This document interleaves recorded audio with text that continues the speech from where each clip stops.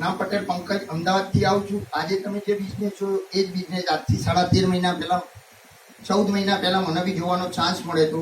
ફરક એટલો છે, બિઝનેસ જોવા માટે જે દિવસે ગયો હતો એ દિવસે 5 વખત બિઝનેસ છોડીને ભાગી ગયો હતો.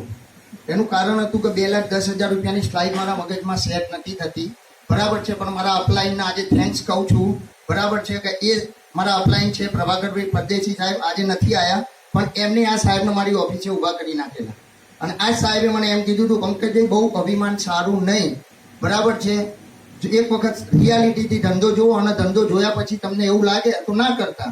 બરાબર છે, 2 પોઈન્ટો સારા લાગ્યા છે, એક નોમિનેશન અને બરાબર છે. એનું કારણ હતું સાહેબ નરોડા જીઆઈડીસી ની અંદર પોતાની 1.5 કરોડની ફેક્ટરી છે, 1.5 કરોડના મકાન છે, અમદાવાદની અંદર ગામડે 10 વીઘા જમીન છે. આ બધું હતું એટલે મગજ સેટ નતું થતું. સાહેબે કીધું તો ધંધો જોયા પછી એક રાઈટ ડિસિઝન લઈને મલ્ટિપલ આઈડીમાં ધંધો ચાલુ કર્યો.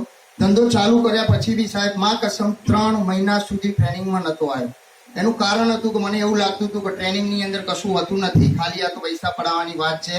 બરાબર છે. ફરીથી સાહેબ એક વખત ફોર્સ કર્યો, હું ટ્રેનિંગની અંદર આવ્યો. ટ્રેનિંગમાં ફર્સ્ટ સેશનની અંદર મને ખબર પડી ગઈ કે આ ધંધો શું છે. મલ્ટિપલ આઈડીથી ધંધો ચાલુ કર્યો, ટોટલ 22 આઈડીથી ધંધો ચાલુ કર્યો હતો.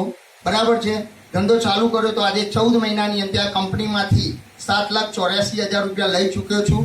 બરાબર છે. આજ દિન સુધી 14 મહિનાની અંદર કંપનીએ જેટલા બી કન્વેન્શન આપ્યા, મતલબ ટૂર આપી હતી. બરાબર છે. મારી લાઈફની અંદર ફેક્ટરીના કામથી હું કોઈ દિવસ પ્લેનમાં નહોતો બેઠેલો, પણ આ કંપની તરફથી ખાલી અત્યાર સુધીમાં 3 વખત તો બેસી ચૂક્યો છું. અને આ 7 તારીખે સાહેબને બધા જોડે બી જઈએ છીએ. બરાબર છે. સાહેબ એક રાઈટ ડિસિઝન લેવાથી તો લાઈફ બનતી હોય. બરાબર, તો લેવાય કે ના લેવાય? જેવી મેં ડિસિઝન લીધું એ રીતે તમે બી બિઝનેસની શરૂઆત કરો. Wish you all the best. જય હિન્દ, જય લાઈફ.